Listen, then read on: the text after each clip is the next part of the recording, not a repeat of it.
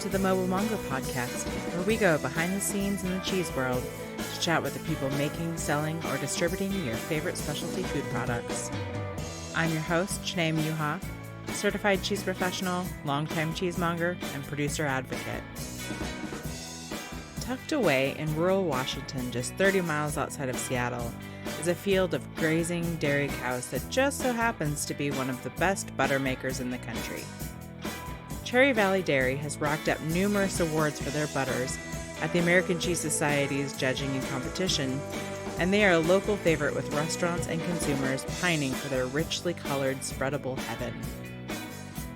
In this episode, I chat with Blain Hages, head cheesemaker at Cherry Valley Dairy, and he walks us through the butter making process and why this farm is so special. I hope you're ready to hear about some butter magic.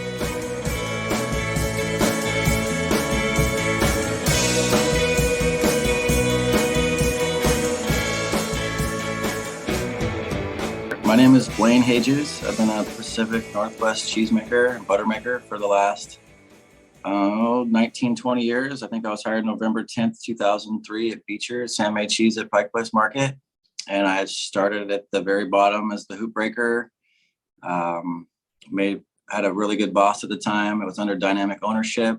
It was a really fun time. It was just a nice upward curve of cheese making, and I didn't know anything about cheese when I started, and I think that's what kind of drew me to it. I kind of felt cheated, or why didn't anybody show me this? This is amazing. And it would just unfolded in front of your eyes. You got to see the work at the end of the day. It was hard work, sweaty work early in the morning, and I was like, well, I can deal with that stuff. If I can get over that hump, then I can, maybe figure out what's the next step from there. So I was at Beecher's 2003 till about 2010. Then I consulted for a while for a few dairy farms, including Cherry Valley at the time. They were working on a build out and trying to plan what to do next. So I had a really good start because a lot of the equipment that was purchased out here at Cherry Valley, the butter churn was the original butter churn we bought at Beecher's back in 2004. But we stopped making butter because we kept having to repasteurize the cream that came through the door. It didn't become financially feasible. So we stopped making butter then, like in 2005 or 6. And then that equipment just sat. And then the owner out at Cherry Valley bought the equipment, and it just sat for a while. And he was the milk driver that used to bring in the milk in the morning to Beecher. So I would see this person, 4 or 5 times a week, or the driver at the time. And so we became friends. And then the owner out here at Cherry Valley, who was just supplying milk to Beecher's, which was their original farm, they had plans of doing their own thing. And he just knew me from meeting me in the morning, bright and early, and thought that I was a good candidate, and basically kind of just handpicked me to meet the owner and come up with a plan with him and myself and to see if it would work. And with her her ideas too, of just having a smaller farm, small footprint, taking care of the fields, making sure the cows are eating good food. And so our first wheels of cheese, I think at Cherry Valley, was like 2012. We started the refurbished process like in 2010 or 2011. So it took like 19 to 24 months to get stuff together. And then I had to learn the equipment probably within the month, because we bought a cream separator from Italy. So it took probably like 3 months for it to actually travel and get here. So we were kind of waiting on that for the longest time. It felt like a month, and then it was another month and another month. And finally we got it. And then I just had to troubleshoot the separator to get it to where I thought it was right, and just start churning butters and making cheeses. And then starting to find people that enjoyed them. And actually the first person, I think it was in De La Renta, Connie Rizzo at De La Renta, reached out, and she's like, Blain, I want this butter, but I want it super salty. And so the first batch I remember I made, I think it might've been in the winter. It was really tearful. It was like dripping, and I was so embarrassed about bringing it in. And I did anyway. And she was in there having a tasting with somebody else. And I put this butter down, and I'm thinking, oh my gosh, this is terrible. And she tries it. And there was a couple other people around the table that tried it. I didn't say much, and I left the sample, and on the way I went. I didn't hear anything for a few weeks. And then I got another phone call again for a second attempt, and finally just got it right. and it stuck. And so kind of the first big customer was De Laurentian making the gray salt butter that they enjoy on a saltier version. And that kind of set us off in the path of where heading to events, to markets, getting people to like your products. We've got a small crew of about, there's 2 of us right now, and we have a new part-timer on Mondays. So we have like 4 or 5 full-time employees out at the dairy. There's like 3 of us in the creamery, and we're milking. Let's see, we produce Monday, Wednesday, Saturday right now. So we pick 2 of the days is usually butter, and then one of the days is usually a cheese. But right now we're just a little bit light on staff, so we're just running cream through, doing lots of butters. And so we'll have a little bit of a gap in the inventory for cheese, but right now the cows are inside. So they're mostly eating hay from Ellensburg, some haylage that we had cut from last year. So you get those colors in the summer for the butter in the summer when they're out grazing, but you don't always get the yield when they're just sitting in the barn eating good hay. So you get some really decent yields right now for butter. It kind of seems like the opposite. You think, oh, they're outside, they're out in the fields, they're eating all this hay, they're going to bring back tons of cream. And it's actually it's kind of the opposite of what you would think. They're out there working out. They're using up their energy. Yeah, sweating and drinking tons of water. And sometimes even the cream in the summertime, they're chugging so much water that the butter, you can tell when it breaks that you just can't get the buttermilk out of it, no matter how much you churn it and try to beat that moisture out of it. And then if you add salt to it, it just even makes it tear even more. But I mean, our customer base understands what we're trying to get at, and they just would rather choose that salty sunburst bite than, and just deal with it. So it's okay with us. I'm glad you started talking about the seasonality of it, because I think that is a key component of what makes Cherry Valley so special. Can you kind of talk about what are some of the elements that make Cherry Valley so special? Sure. I mean, just the fact that they're just under blue skies and on green grass as much as possible. We don't standardize anything, so we're not adding anything to the creams to thicken them to get different yields. I mean, the cows are eating grass. We don't feed them any grains. We don't feed them any corn in the grains. We just wanted to take that out of the equation. And actually, in the beginning, they had corn in their diet, and then we took it out, and their numbers dropped for a little while, and then it recovered. So, I mean, they're resilient, and they got back to being really good producers without the corn in the diet. And also, usually when the cows go out to pasture the first couple weeks after out of the barns, there's about 2 weeks of milk that makes some of the best cheese. I don't know if it's the excitement in the milk or they're just chowing down, but it makes some pretty special cheeses and butters right after that 2-week mark. That's an exciting time. I mean, it's so striking when they're bright yellow. It's just so fun to see. And people are like, wow, what is that? And actually people, even our inspector, she's like, you guys add color to that. I'm like, no, we don't add anything to it. She goes, no, my husband, she swears, you guys add color to it. I was like, no, we don't add anything to it. It's just how it is. But I still get a kick out of it. And then even sampling butter, people are like, you want me just to put this butter in my mouth and just no cracker or nothing? I'm like, yeah, I do it every day. It's okay. I've definitely I've done demos with like Vermont Creamery and stuff and had butter on the table. And it's always so funny to me because I'm like, you'll eat it on a piece of bread and like you don't do anything to it to put it on a piece of bread, but you still eat it. But it's no different than a cracker. It's just so funny that people's perception of butter. Yeah, well, especially in the morning too. We taste everything that we pack, and usually at the end of pack outs, there's a scoop and you take a bite of it, and rarely have I ever went back and said, oh my gosh, I can't sell this. We've been pretty consistent. So I'd say that's been a plus too, having a good staff, experienced staff for sure. It's just easier to hire people with experience and then instead of starting all the way over, but they both have their ups and downs for sure. Yeah. So how many cows are on the farm on average? Let's see. I think we have right now right around 55 or 56, and about half of them in rotation milk. So we probably have like 22 to 23 milkers at the moment. It does change every week. I personally just run the creamery side. We have another manager at the dairy who runs the cow side, the fields, the feed. the fencing and all that stuff. So we kind of work in unison because we have a kind of a skeleton crew and we can't miss our mark very often. So we just kind of say we don't want to miss, and we give it our best go, and hope everybody's happy with their schedules, no one gets sick, and we hit our orders. There's nothing worse than over promising somebody or having an order come in and then you have to call somebody and say, oh my gosh, I'm sorry, I can't fill your order. It's just a bad feeling. So we just try to make sure that we're on the same page, even though sometimes we don't cross paths with all the employees at the time, just in communication and keeping people happy and not missing orders. Can you walk me through what a day looks like on a butter making day, like the process? Because I don't know if a lot of people really understand the full process of a butter make.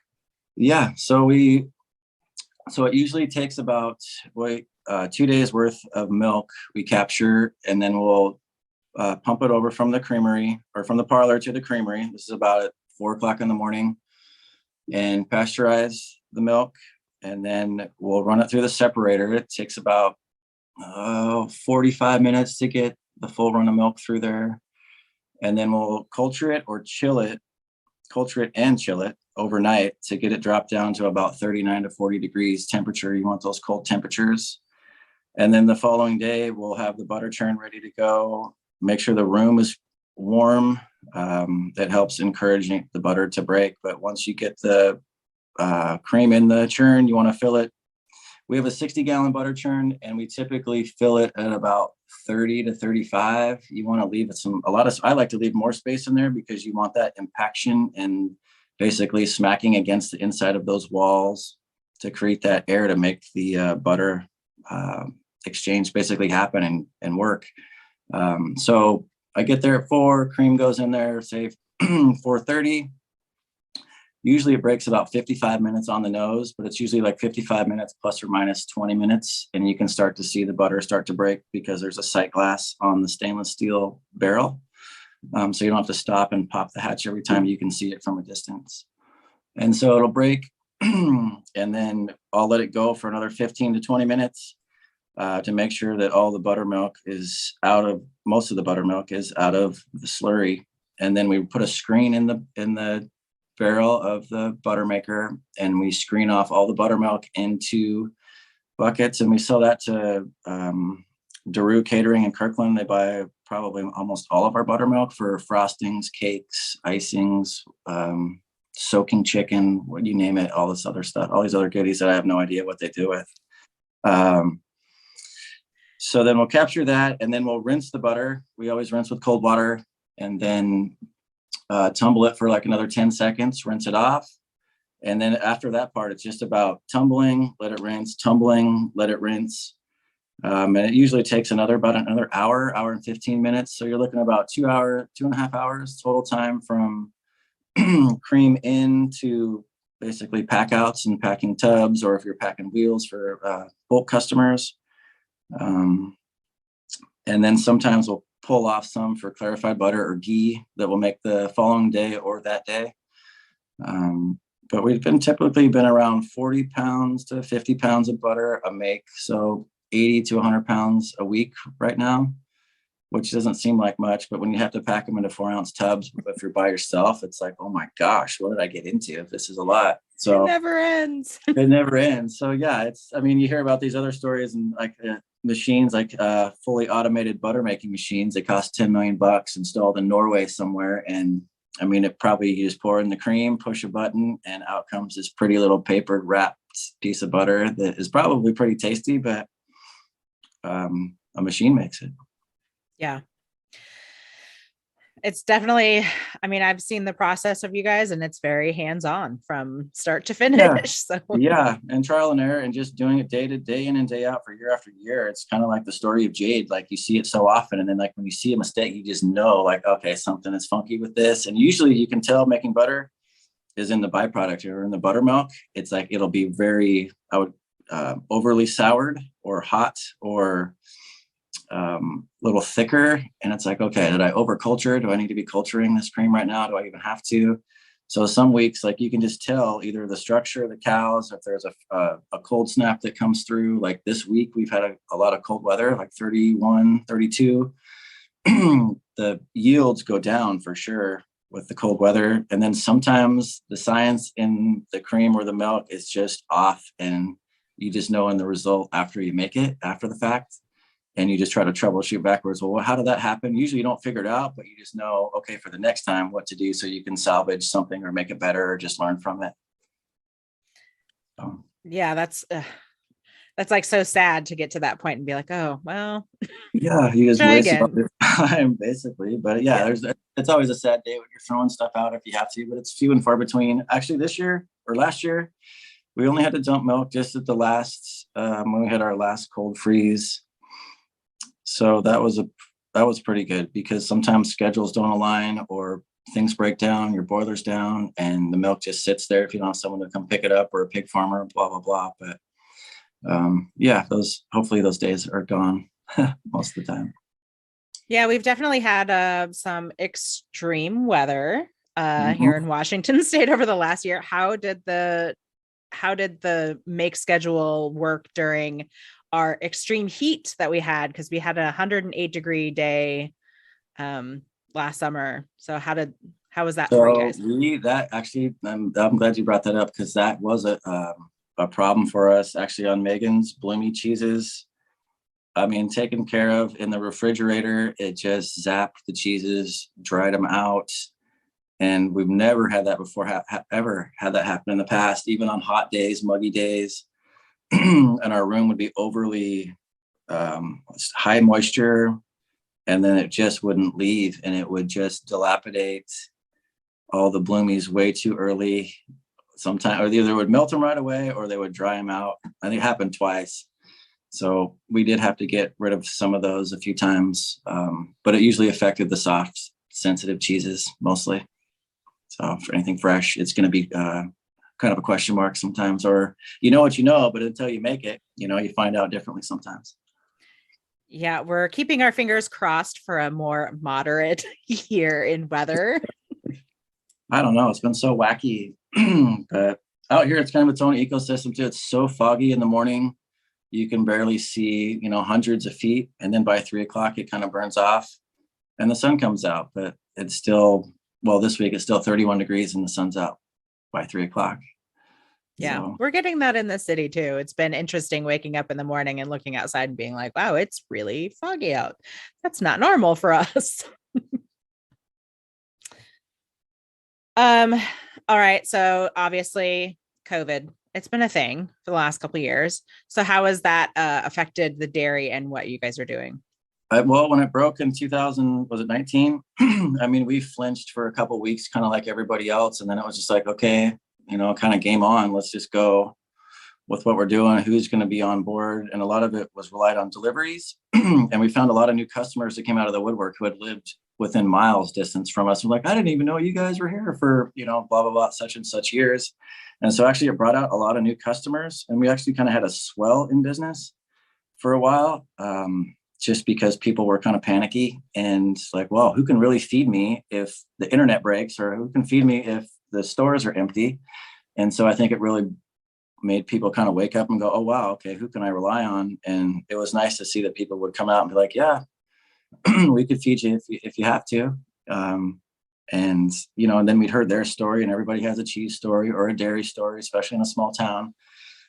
So we made some new friends and customers through the time. But then you'd also hear the restaurants that, if you look at our customer list from 2019 compared to our customer list from 2021, it's almost like cut in half. But we mostly went through 2 local small distributors, and a lot of the restaurants, because they didn't know if they were going to be open the following month. Like, I could tell that somebody would make a big order, and then the next something would happen. I was like, oh my gosh, they're not even eating the stuff that I sold them. What a tough situation to be in for a restaurant owner. And people that own multiple restaurants were just collapsing down to one and laying people off. And it was just like, oh my gosh. And it's happening right in front of your eyes, and it just became normal. It was an odd feeling. Yeah, that's a very odd feeling. And you guys started a farm. Like, did you guys have the farm pickup before COVID happened, or was that like kind of as a direct result? That was actually it helped it along. I think we had started it just prior to, and then it was Megan or Bree at the time. We're just like, hey, let's just set this up, and it worked. People were excited just to at any hour of the day come by, because everyone has different schedules. They don't want to show up at 7 o'clock in the morning to pick up something that costs $15. So they would, they'd just wait, and it worked out. And actually, we're working on maybe having ourselves a vending machine that's more automated for choices, so you can just walk up and purchase things. So we're still trying to mull that over with a space, and then then you'd be taking care of a machine too that sells your stuff too. So it's like, you be careful what you wish for, kind of thing. So that might be on the horizon, actually coming soon. That would be cool. I would be into that. I'm like so into just going. Yeah. I mean, I've seen it obviously with snacks and things. I saw it with meats, and I think I saw it one time with cheeses somewhere. I can't remember where I was traveling. It's like, that's a good idea, and people use it. It's convenient. Yeah. Well, I'm glad to hear that. I think that it also is probably beneficial too, that you guys have such a small team that everybody was able to kind of like stay safe within their realms and not really affect everybody else. Yeah. And that was, we work in an open air environment still, but our schedule right now, so we're actually not even crossing paths maybe once a week with employees right now, just out of concern. And, just Megan, they just had a new baby, so I'm happy they got a new schedule. That's the real job, is taking care of a child. Going to work making cheese is a vacation compared to doing all that other stuff. So I'm excited about the schedule. I have, first time in my life, I have a split schedule. So I work Monday, Tuesday, have Wednesday off today, and then back Thursday, Friday, and then have 2 days off. But it's convenient, and I'm getting older, so I don't mind the extra rest day in between. It's kind of nice, because keeping up that cheesemaker pace is tough. I can imagine. Kind of one of our other things about Cherry Valley, we try to limit as much plasticky waste and being thoughtful and being stewards. It's hard to, you have to take an extra step to go and, make that part of your regime, but I think it's necessary, because everyone just makes a mess, throws stuff in the garbage, and doesn't even think about it twice. It's just gone and out of sight. Well, also it raises the cost of what you guys do too, because the eco cups and all of those sort of things, they just cost more money. Yeah. And we've noticed that too. Actually, there's been 2 shortages for mason jars. And so I've had to buy backup like plastic juice containers for creams and things from Uline, just because the supply chains are empty I don't have a vessel to put this stuff in. And so it makes you kind of panic and go, oh my gosh, I better buy a ton of these now while I see them, and hopefully that they don't run out. And it's happened twice. The people, when you go into the hardware store, they think you're crazy. You're loading up like 15 mason jar things. Like, what are you doing, buddy? I'm like, I work for a creamery. I don't know what to tell you, but it's, yeah.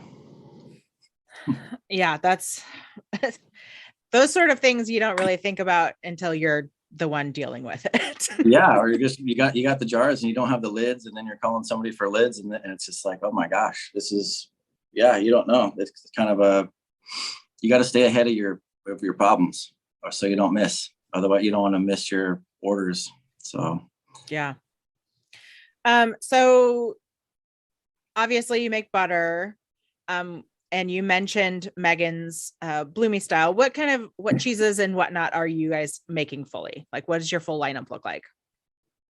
Okay, so we've got our soft cheeses, fromage blanc, flavored fromage blancs, Megan's bloomy rind cheese, meadow bloom, our butters, flavored butters.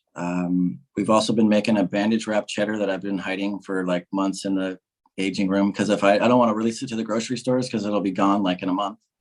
And so we've just been cutting it for our local vendors. It's really good. I don't think there's only a few bandage wrap cheddar cheesemakers right now.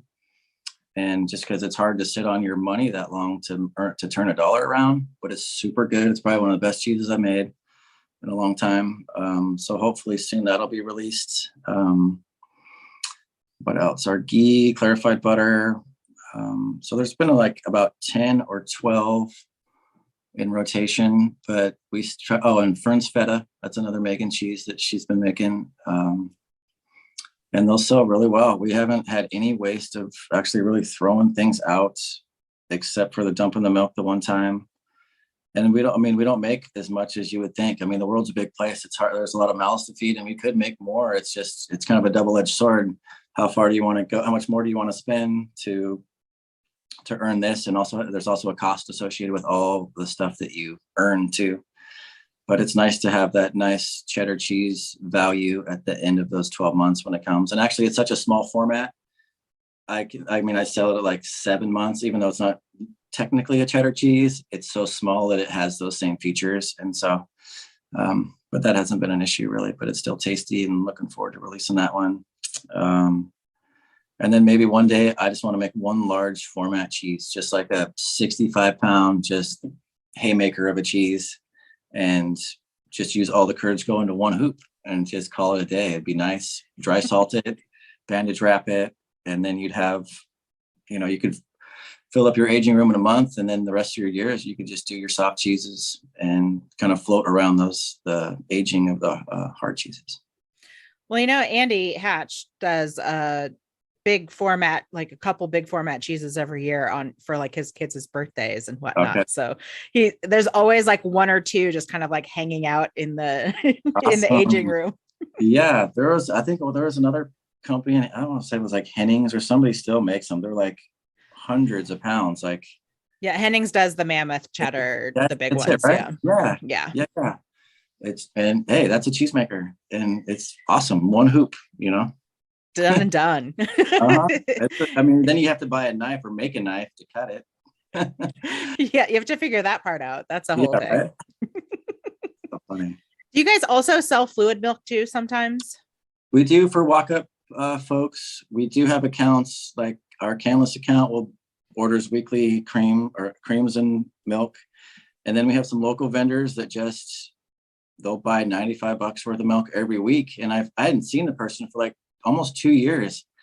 And I was like, what do you do with the milk? She goes, oh, I drink it. And I was like, okay. It was just, they used it for everyday usage. And I was like, man, it's a lot of milk for a week be taken down. But let's see, cream for sure, or milk for sure, buttermilk every once in a while. But quarts of cream, we get quarts of cream orders all week for people too, either ice cream or personal use. I've been privy to those quarts of cream, and I have never felt more fancy in my life than even though it just comes in a mason jar. It's not like it comes in anything like super fancy or anything, but still, it's just like so delicious and perfect for my coffee in the morning. Yeah, it's velvety. It's people they can't say enough just about the milk quality, that I don't know, they look like a little kid when they start talking about it, and they love it. It's like something they hadn't tasted before. So it feels good to have the compliments, here and there, but there's a lot of work behind all that stuff too. Absolutely.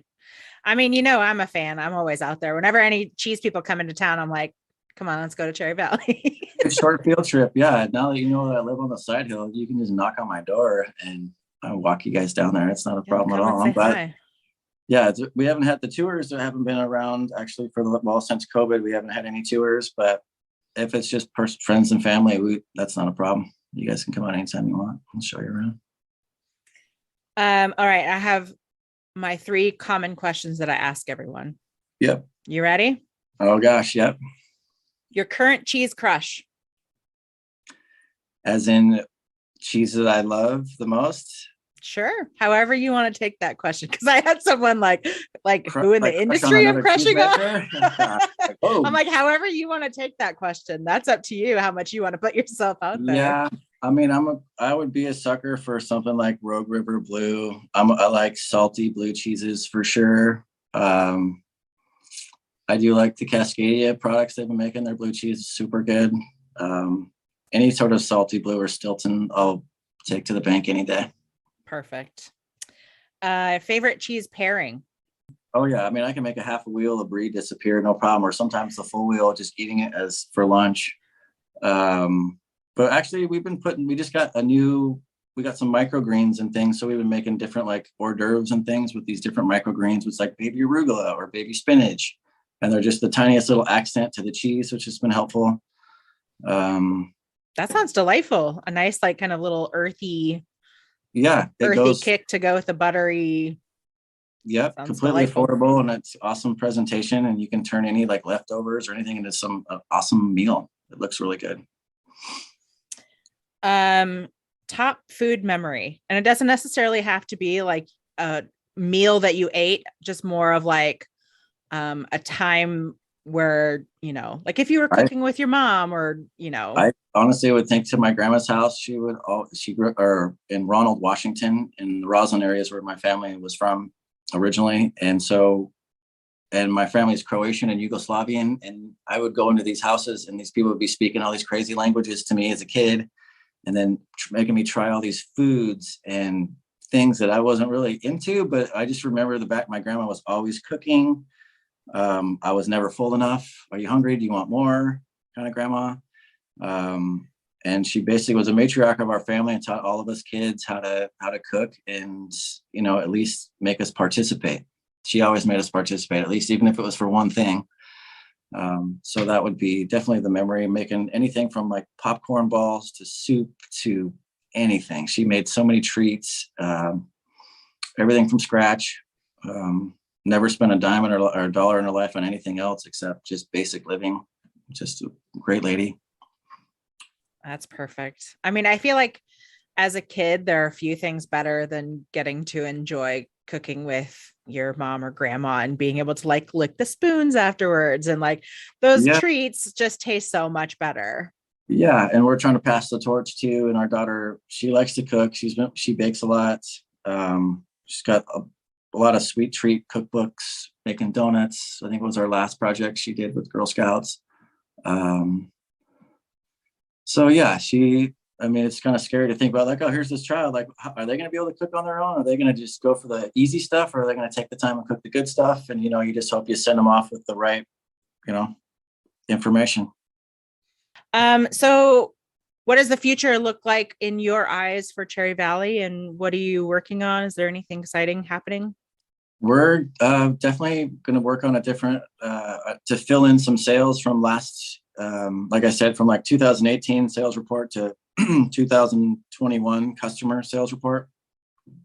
Just thickening that back up again, reaching out to just some of our local customers who had been there before, who fall off sometimes. And it just happens. People will use stuff for a while and then either forget to come back, or they just have to be reminded. You'd be surprised how many times you have to remind chefs to go and like, hey, I'm here. You guys want to order? And that's just part of it. But yeah, thickening up our sales for sure. I mean, always cutting costs. We're also working on a project for our manure management and some water salvage projects, which are big projects that I'm not in charge of, but I'm still an earshot away and hear about.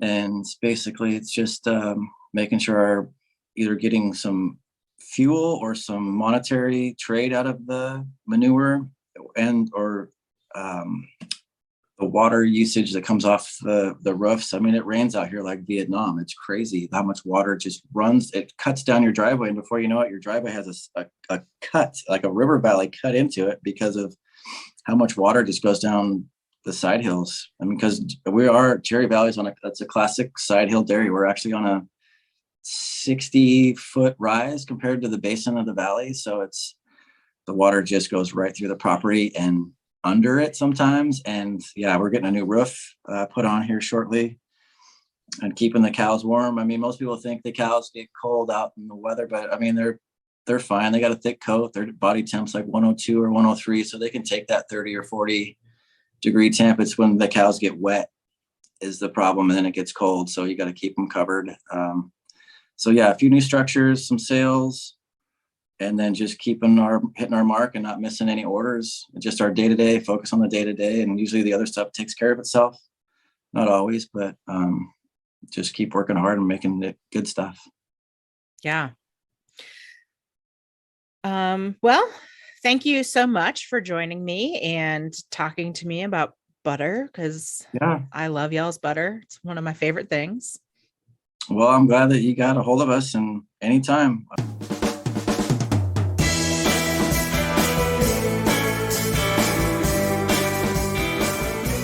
Cherry Valley Dairy is a slice of heaven that I'm so glad that I get to take advantage of on a regular basis. It also doesn't hurt that I love their delicious products so much. Thanks to Blain and the Cherry Valley crew for continuing to be a great steward for the land while providing delectable dairy products. This podcast is recorded, produced, and edited by me, Janae Muha. Thank you to Ben Muha for allowing me to use your music. Follow along on my cheesy adventures at Instagram, Facebook, or get more content on Patreon. My website is also a great hub for all of my goings-on.